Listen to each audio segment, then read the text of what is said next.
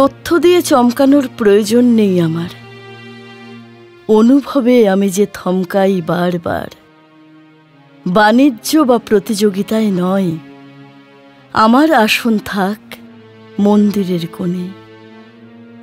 কণ্ঠস্থ তোমার পংক্তি নিয়ে মাচায় উঠে আমার কাজ নেই, আমি বরং নিজের অন্তরে করি তোমার গহন বাণীর মন্ত্রোচ্চারণ। সবাই পাতার পর পাতা ভরাক তোমাকে বিশ্লেষণের শ্লাঘায়, আমি না হয় আরেকবার হাঁটু মুড়ে বসি তোমার সামনে।